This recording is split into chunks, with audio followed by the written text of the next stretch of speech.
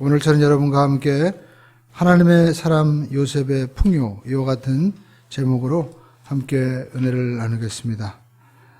간발의 차이란 말이 있습니다. 간발의 그 발이라는 것은 신발의 발이 아니라 터럭발입니다. 터럭발. 아주 미세한 차이라는 거죠. 이번에 우리가 동계올림픽 보셨죠? 1000m 결승에서 0.052초로 그 금메달과 은메달의 희비가 바뀌었습니다. 우리나라의 그 최민정 선수가 그 아주 미세하게 미국 선수인가요? 그 금메달이 못 따고 은메달을 땄는데 거의 차이가 없는 거예요. 이것은 뭘 얘기합니까? 우리가 인생의 꿈을 이루는 것도 정말 간발의 차이라는 거죠. 여러분 조금만 더 노력하면 하나님께서 여러분에게 주신 꿈을 다 이루게 하실 줄로 믿습니다. 우리가 전 세계 그 가난과 또 인종차별의 어려움을 딛고 흑인에게 또 유색인종에게 희망을 심어주는 오프라 윈프리라는 분이 있죠. 그분이 당신이 할 수 있는 가장 큰 모험은 꿈을 꾸는 것이다, 이란 말을 했습니다. 꿈꾸는 사람이 가장 큰 모험인 것이죠. 우리가 인생을 살면서 꿈을 꾸고 또 꿈을 향해 나가는 것, 이건 정말 행복한 삶이고 또 행복에 이르는 지름길이 되는 것입니다. 그러나 모두가 꿈을 꾸지만 꿈을 다 이루지는 못합니다. 사실 그것도 간발의 차이죠. 모두가 꿈을 꾸지만, 부자가 되고 싶지만 부자처럼 행동하지 않는 거예요. 저와 여러분들도 우리가 꿈을 이루는 사람이 되기 바랍니다. 그러기 위해서는 요셉을 주목해야 됩니다. 왜냐하면 요셉은 꿈을 이루었기 때문에 그런 거죠. 그것도 노예로 팔리고 감옥에 들어가는 어려운 가운데도 놀라운 꿈을 이루었습니다. 그뿐만 아닙니다. 풍년과 흉년 속에서도 지속적으로 부를 이룰 수 있었어요. 그러니까 여러분, 우리가 인생을 살면서 부가 계속 머무르는 사람, 행복이 머무르는 사람, 사랑이 나에게 머물러 있는 그 비결이 중요한 거거든요. 그 비결을 요셉이 가르쳐 주었습니다. 그리고 꿈을 이룬 다음에 그 꿈을 통해서 많은 사람들을 살리는 선한 영향력을 미쳤다라는 것입니다. 그러면 요셉은 어떤 인물이었습니까? 요셉의 아버지는 야곱이었습니다. 야곱은 너무나 유명한 분이죠. 야곱은 12아들 낳았습니다. 많이 낳고 싶어서 낳은 게 아니에요. 야곱은 외삼촌 라반의 집에서 생활을 했었는데 거기서 좋아하던 여인은 라헬이라는 여인이었죠. 근데 외삼촌 라반의 꾀로 라헬의 언니였던 레아까지 아내로 맞으면서 몸종들까지 전부 다 아내가 되었습니다. 그래가지고 졸제 부인이 4명이 되었어요. 그래서 12명이나 난 겁니다.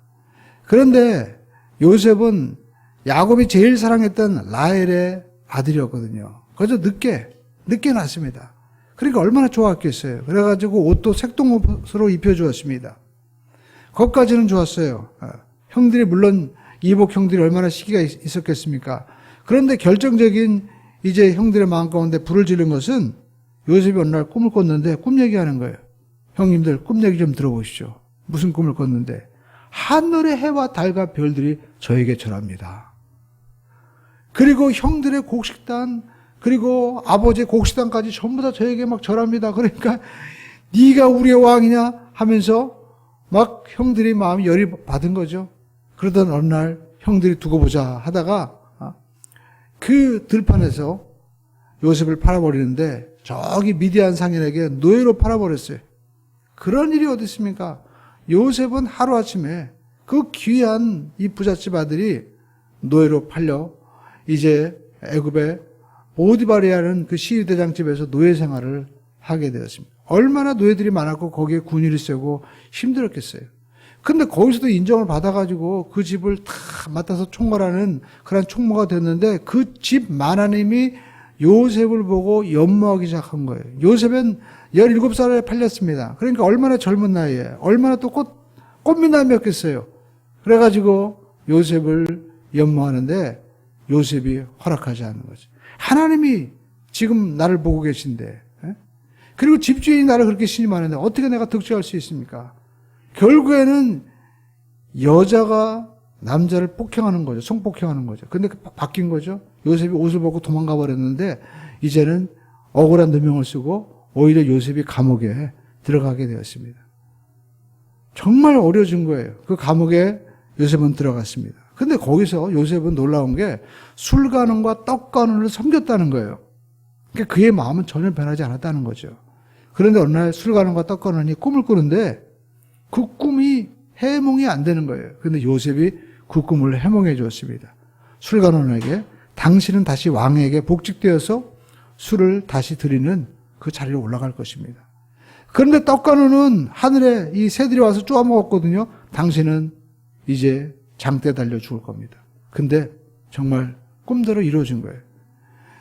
요셉이 부탁했습니다. 나가서 내 억울한 사정을 좀 해결해 달라고. 그런데 그 술관원은요, 밖에 나가가지고 새까맣게 잊어버렸어요. 성경에 보니까 만 2년이 되었다고 합니다. 2년.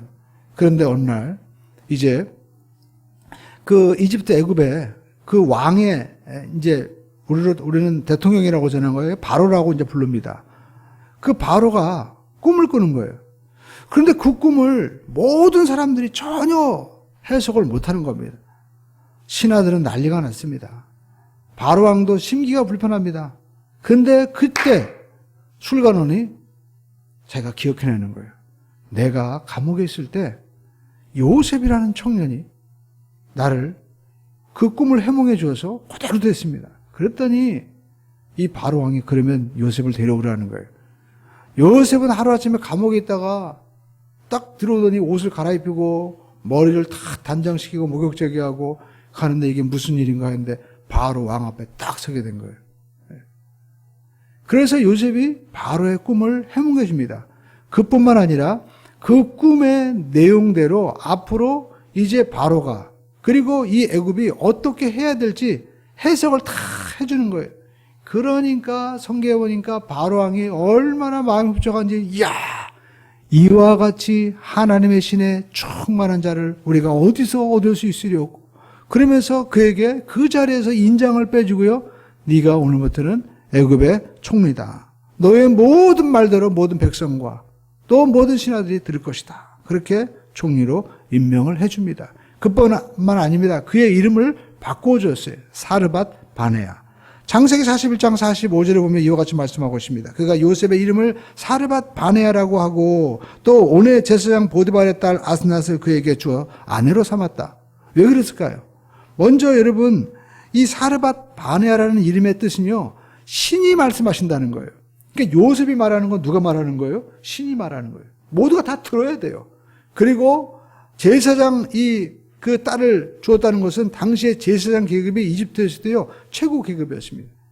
그러니까 갑자기 죄수가 총리가 되면 얼마나 사람들이 시기와 그 정치적인 음모가 있겠습니까? 그런데 최고 집안의 사위가 되니까 누구도 요셉을 건드릴 수 없는 그런 정치적인 전폭적인 지원을 다 해준 것이죠. 왜 그랬을까요? 요셉이 아니고선 그 꿈에 해석과 또 현실로 이루어졌을 때 그것을 이뤄낼 사람이 요셉밖에 없다는 것을 바로왕은 확신했기 때문에 요셉은 애굽의 바로왕의 총리의 신임을 얻고 그 자리에 올라서 이제 총리의 일을 하게 된 겁니다. 여러분 여기서 볼 수 있는 것은 순식간에 총리가 된 거예요. 순식간에. 그러니까 하나님의 이 사람은요. 하나님이 주시는 말씀을 따라 인내하고 믿음으로 꿈을 가지고 기대하고 나가면 하나님이 어느 순간 마치 폭포수가 쏟아지는 것처럼 꿈이 확 이루어지게 되는 거예요. 할렐루야.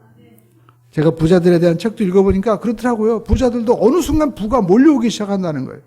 여러분 우리가 어느 정점이 있는 것을 볼 수가 있습니다. 요셉은 감옥에서 나와서 바로왕을 만났을 때 자기는 아마 내가 여기서 감옥에서 나와서 내 사랑하는 아버지 그리고 내 고향집으로 돌아가기만 하면 얼마나 좋을까? 내 동생 베냐민을 내가 만나기만 하면 얼마나 좋을까? 그런 생각하고 아마 집으로 가는 생각을 했을 거예요. 왜냐하면 전에 술관원에게 그런 부탁을 했거든요. 나 좀 꺼내달라고. 그런데 감옥에 나왔는데 이건 집에 가는 게 문제가 아니에요. 총리가 된 거예요. 총리가. 이처럼 하나님은 우리가 기대하는 것뿐만 아니라 우리가 기대하는 것 그 이상의 놀라운 복을 주시는 하나님이신 줄로 믿습니다. 그러므로 저와 여러분들이 하나님 믿으면서 여러분 기대감을 가지세요. 믿음은 기대감입니다. 할렐루야. 하나님께 나아갈 때 하나님이 살아계시고 하나님이 나에게 상주인자이심을 믿어야지 우리가 그냥 막연하게 믿어서는 안 되거든요. 그러면 우리가 이 요셉이 총리가 되었을 때 무엇을 했을까요? 첫 번째 따라가겠습니다. 요셉은 하나님이 알려주신 일을 믿고 준비했습니다. 그렇습니다, 여러분. 우리가 신앙은 아는 데서 그쳐서는 안 되는 거예요. 행동으로 옮겨야 되는 거예요. 그게 간발의 차이인 거예요. 머리에서는 아는데 이 손과 머리의 차이가 이거 얼마 되겠어요? 얼마 안 되는 거예요. 바로는 꿈을 꿨죠. 하루는 자기가 꿈을 꿨는데 나일강에 섰습니다. 그런데 나일강 이 갈대밭에서 아주 아름답고 살진 이 소들이 풀을 뜯어먹는 거예요. 너무나 풍요롭고 아름다운 모습이었습니다. 그런데 갑자기 어디서 깡마르고 파리하고 무시무시한 이러한 전혀 애굽에서 본 적도 없는 소들이 나타나더니 그 파리한 소가 7 아름다운 그 소들을 물어뜯기 시작하는 거예요. 그러더니 7마리를 다 뜯어먹은 거예요. 그런데 7마리를 뜯어먹고도 여전히 무섭고 깡마른 모습으로 서 있는데 바로는 이게 도대체 무슨 꿈인지 해석이 안 되는데 요셉이 꿈을 헤매줍니다. 이제 7년의 풍년이 올 것이고 7년의 기근이 올 것인데 그 깡마른 소처럼 무서운 시대가 올 것이다 라는 것을 해석해 준 거죠. 근데 여러분 우리가 이 시기가 지금부터 정확하게 3,800년 약 4,000년 전의 일이에요. 그러니까 생각해 보시죠. 7년의 풍년이 온다 하더라도 7년 동안 이제 그 모든 풍년의 곡식을 다 저장해서 기근의 때를 준비해야 되는데 곡식과 식량을 여러분 창고에 보관하는 것이 쉬운 일입니까? 보통 일이 아닙니다. 지금도 여러분 우리가 냉동 창고 그리고 또 여러 가지 시설을 다 해놔도요. 날씨가 뭐 굉장히 고온다습해지거나 또 더워진다거나 추워지거나 하면은 그렇게 해놔도 상하는 일이 지금도 벌어지고 있는 거예요. 그런데 무려 3,800년 전의 일입니다. 그러니까 이건 보통 일이 아닌 거예요. 그런데 여러분 요셉이 이 문제를 지금 떠안은 거죠. 그래서 요셉은 어떻게 했을까요? 이 문제를 해결하기 위해서 성경에 보니까 요셉은 창세기 41장 46절에 왕궁에 머무르지 않았다라는 겁니다. 읽어보겠습니다. 요셉이 애굽왕 바로 앞에 설 때에 30세라 그가 바로 앞을 떠나 애굽 온 땅을 순찰하니 그러니까 요셉은 내가 총리가 되었다고 날 좀 보소 내가 총리가 되었습니다. 자랑하지 않았다는 것입니다. 뿐만 아니라 자기를 힘들게 했던 사람들에 대해서 복수하거나 원수 갚는데 시간을 보내지 않았어요. 네. 생각해 보시죠. 자기의 청춘이 다 감옥에서 사라진 거예요. 청춘이 감옥에서 얼마나 억울하겠어요. 근데 요셉은 단지 자기에게 맡겨진 이 총리의 사명을 감당하기 위해서 어디로 갑니까? 온 애굽 지역을 그 나일강 지역과 모든 옥토밭을 다 순찰하는 겁니다. 앞으로 어떻게 풍년의 시기에 곡식을 저장할 것인가? 그리고 또 흉년이 온다면 어떻게 나눠줄 것인가? 그 답을 찾기 위해서 어디로 갔어요? 바로 그 애굽 전 지역, 자기들이 머무르고 있는 그 땅으로 현실로 갔다라는 것입니다. 돌파하는 기업이라는 책에서 그런 얘기가 나옵니다. 핀란드의 유명한 노키아 회사죠. 여러분 우리가 지금 다 스마트폰 쓰고 애플, 삼성 쓰지만 그전에는 노키아 핸드폰이 굉장히 좋았습니다. 집에 아직도 저 가지고 있어요. 기념으로 가지고 있습니다. 그런데 그 노키아라는 회사는요, 원래 핀란드라는 그런 그 나라의 회사인데 옛날에 만들어진 1865년도에 만들어진 제지 회사입니다. 그런데 이 회사가 1992년도에 어떤 고민을 했는가 하면 앞으로 어떤 시대가 벌어질 것인가 고민하기 시작한 거예요. 그래가지고 우리 회사가 어떻게 먹거리를 삼을 것인가. 그래서 고민한 결과 앞으로 휴대폰이 모든 사람이 다 쓰는 시대가 올 것이다 라고 결론을 내린 거예요. 당시만 하더라도요. 제가 기억이 납니다. 옛날에 모토로라 이 핸드폰 썼는데 그게 무슨 어떻게 생겼어요? 무전기처럼 생겼어요. 그리고 그 핸드폰 가격이 얼마나 비싼지 모릅니다. 당시 제가 얼핏 기억하기로는요. 스텔라 차 한 대 값이었어요. 무지무지 비쌌습니다. 그런데 그 비싼 핸드폰이 모든 사람이 쓰는 시대가 온다? 이게 굉장한 판단력이었죠. 그래가지고 휴대폰에 이 사업에 집중하기 위해서 노키아는요, 자기들이 가지고 있던 기존의 제지, 고무, 또 이 케이블 모든 사업을 다 매각하고 집중했어요. 그 후 6년 만에 어떤 일이 벌어졌냐면 모토로라를 제치고 세계 1등 기업이 되고 말았습니다. 전 세계 쓰는 그 휴대폰 가운데 2대 중에 하나는 모두가 노키아였어요. 그런데 참 희한한 일이 벌어졌습니다. 이렇게 14년 동안 전 세계 최고의 회사가 애플이라는 회사에 의해서 정말 속절없이 무너지고 말았습니다. 그렇게 미래를 예견하려고 노력했고 판단하고 모든 것을 투자해서 성공한 노키아였는데 자기들의 미래를 내다보지 못하고 애플이라는 회사에 속절없이 무너지고 사라지고 말한 것이죠. 더 재밌는 거는 코닥이라는 회사입니다. 여러분, 코닥이라는 회사는 필름 만드는 회사죠. 옛날에 사진 찍을 때 필름 넣고 빙빙 돌렸잖아요. 그런데 이 회사는 이미 1975년도에 필름 없이 사진을 저장할 수 있는 기술, 이 모든 것, 지금 이 디지털 기술을요, 다 가지고 있었어요. 그럼에도 불구하고 설마 스마트폰으로 해가지고 이렇게 그 사진의 시대가 끝날 줄 전혀 예측하지 못하고 준비하지 않은 거예요. 그 결과 코닥은 역사 속에서 사라지고 말았습니다. 우리가 살고 있는 이 현장, 우리 현실을 파악하지 못하고 뜬구름 잡는 신앙생활 하면은요, 우리는 망하고 마는 겁니다. 그래서 칼 바르타라는 유명한 신학자는 얘기했습니다. 한 손에는 성경을, 한 손에는 신문을. 그리고 빌리그람 목사님도 얘기했습니다. 여러분, 한 손에 성경을 들고 한 손에 신문을 들고 매일 정말 하나님 앞에 물어보면서 이제 연구해 보면 하나님이 역사 속에서 살아 움직인다는 것을 발견하게 될 것입니다. 이렇게 빌리그람 목사님이 말씀을 한 것입니다.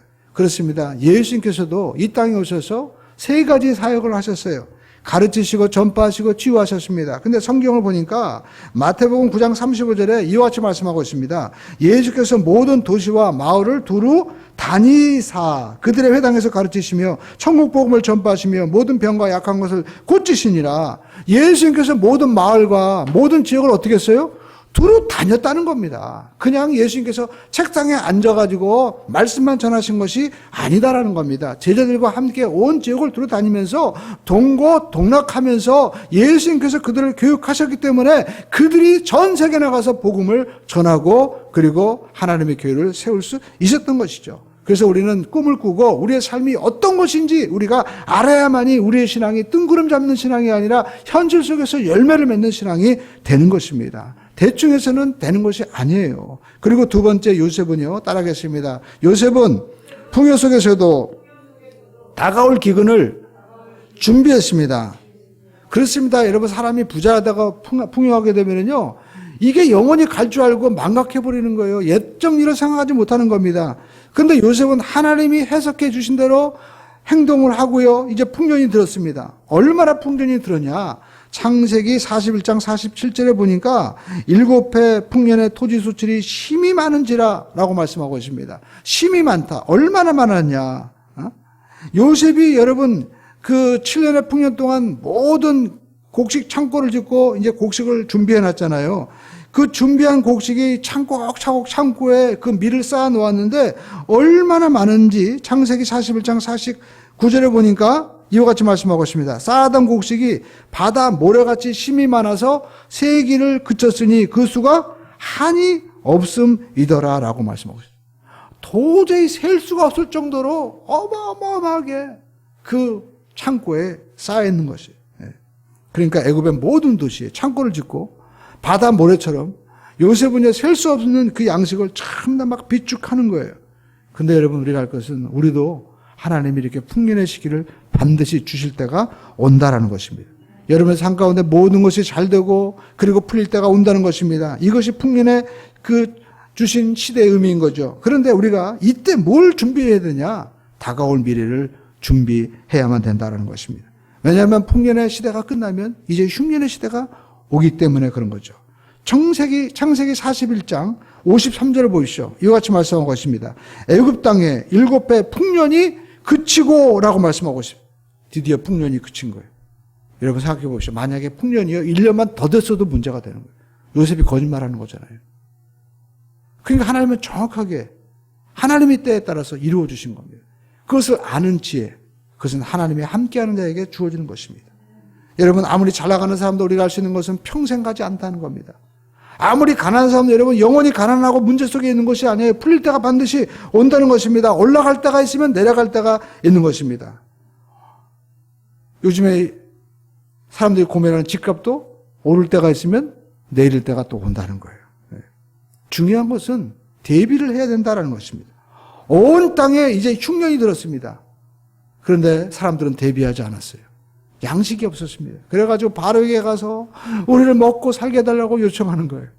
잘 될 때는 자기들이 노력해서 잘 된 줄 알다가. 그래서 바로는 얘기합니다. 누구한테 찾아가라고 얘기합니까? 요셉에게 찾아가서 그에게 물으라고 얘기하는 거예요. 드디어 요셉은 풍년의 시대가 끝나고 기근의 시대, 창고를 열었습니다. 창세기 41장 56절을 보시죠. 이와 같이 말씀하고 있습니다. 온 지면에 기근이 있음에 요셉이 모든 창고를 열고 애굽 백성에게 팔세 애굽 땅에 기근이 심하며 양식을 이제 파는 거예요. 곡식을 팔았습니다. 애굽뿐만 아니라 온 지역의 나라들의 사람들에게도 곡식을 팝니다. 사람들이 배가 고프니까 얼마 동안은 견뎠습니다. 근데 배가 고프고 양식이 없으니까 자기들이 가지고 있는 금, 은, 이 모든 보물이 무슨 소용이 있어요? 살아야죠. 다 소용이 없는 거예요. 그래서 그거 들고 애굽으로 온 겁니다. 그러니까 여러분, 이 이집트에 엄청난 금이 있었잖아요. 그래서 요셉은요, 7년 동안 이제 곡식을 갖다가 헐값에 사들여가지고 엄청나게 그렇게 바닷모래처럼 준비해가지고 큰 부를 이루고 그것을 나누어 줍니다. 여기서 우리가 알 수 있는 것은 하나님은요, 우리에게 영생뿐만 아니라 우리 삶 가운데 부여도 하나님이 주신다는 믿음을 갖기를 주님의 이름으로 축원드립니다. 할렐루야. 많은 사람들이 하나님은 우리에게 구원만 주신다고 하는데 하나님은 부여도 주시는 것입니다. 왜냐하면 하나님께서 신명기 8장 18절에 말씀하셨습니다. 여러분, 요셉뿐만 아니라 이 애굽 모든 이 바로 왕도 엄청난 부를 이어서 강력한 왕권을 이제 이루잖아요. 신명기 8장 18절에 말씀하고 있습니다. 함께 읽어보겠습니다. 내 하나님 야훼를 기억하라. 그가 내게 재물 얻을 능력을 주었습니다. 하나님은 우리에게 재물 얻을 능력을 주신다는 거예요. 아멘. 그뿐만 아닙니다. 우리가 지혜가 없습니까? 지혜를 구하라고 하나님은 말씀합니다. 할렐루야. 하나님은 지혜도 주십니다. 하나님은 또한 건강도 주십니다.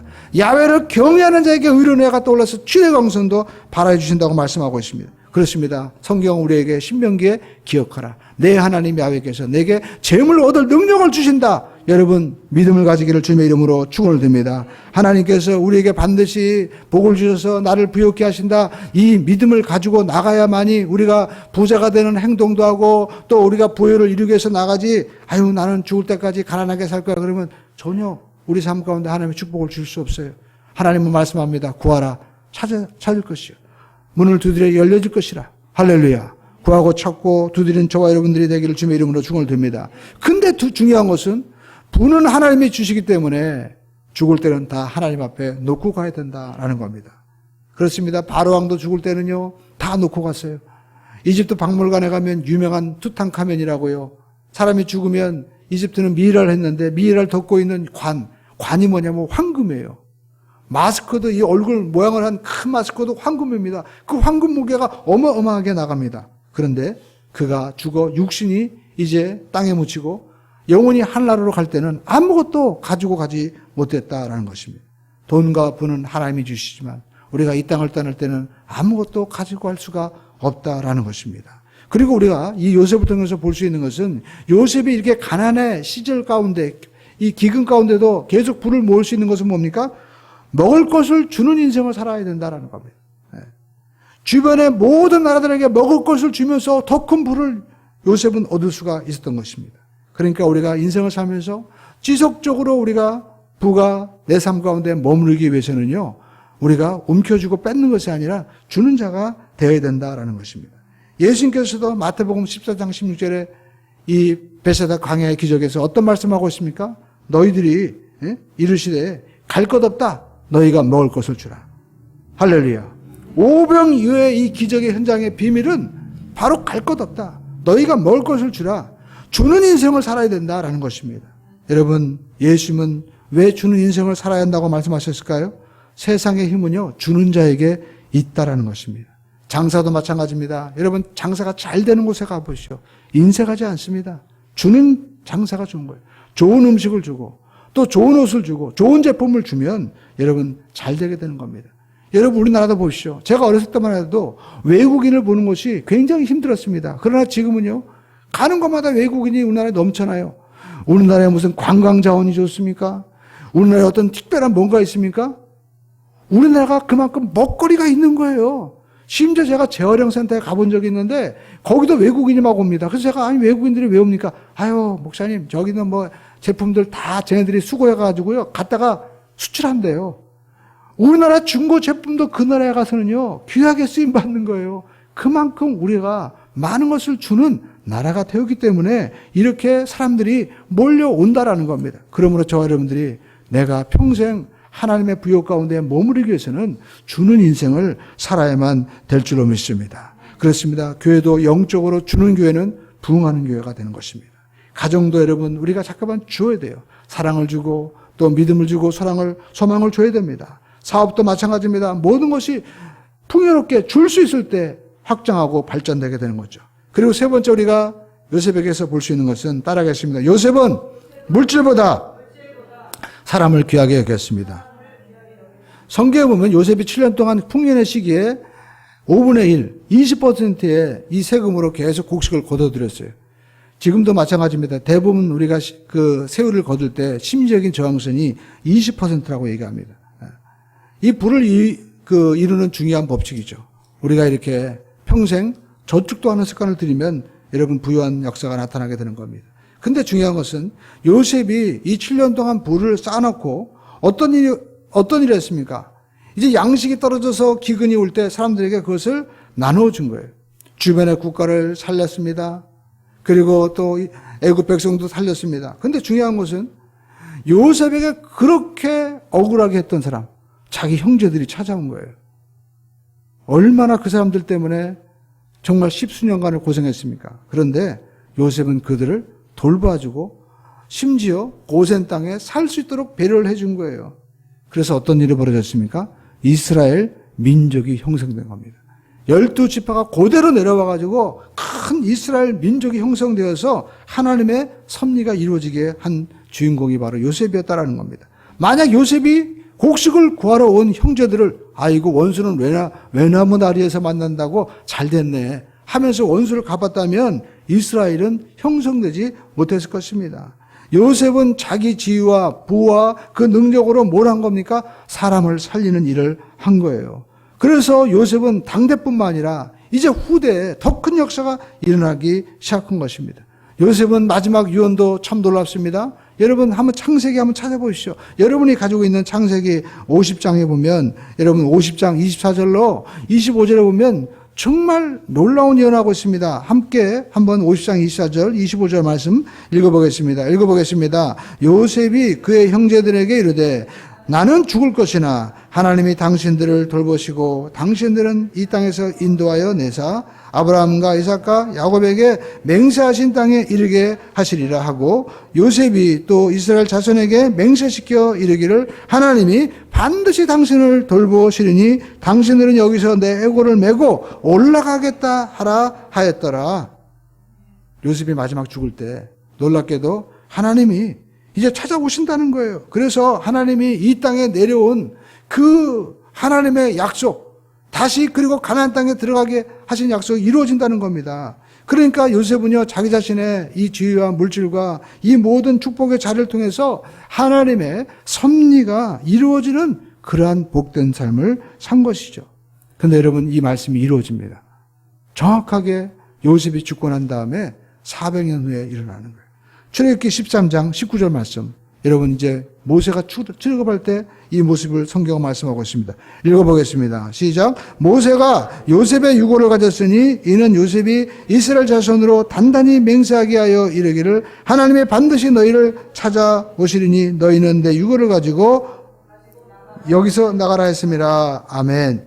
요셉의 유언대로 이제 그들이 출애굽을 하는데 여러분 이 시기가 얼마나 차이가 납니까? 무려 400년이 넘게 차이가 나는 거예요.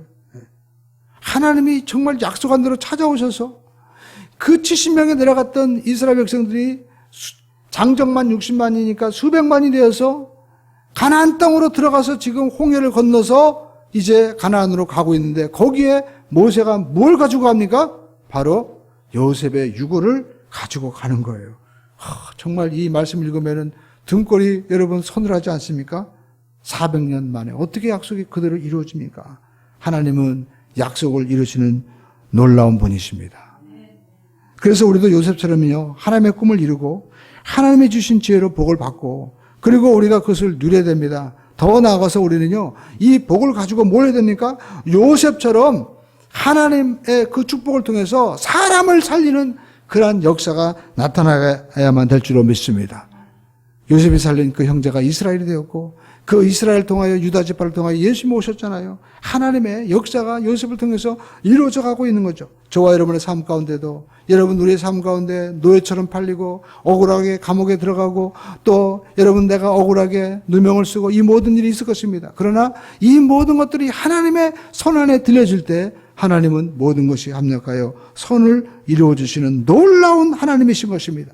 하나님과 함께 하시기만 하면 저와 여러분의 삶 가운데 마이너스 인생이 오히려 이렇게 엄청난 축복의 인생으로 바뀌어지는 기적이 일어나게 되는 것입니다. 이 역사가 여러분의 삶 가운데도 다 이루어질 줄로 믿습니다. 우리 옆에 분에게도 인사하겠습니다. 나에게도 우리 집사님에게도 권사님에게도 요셉의 축복이 이루어집니다. 부의 축복이 이루어집니다. 아멘. 기도하겠습니다.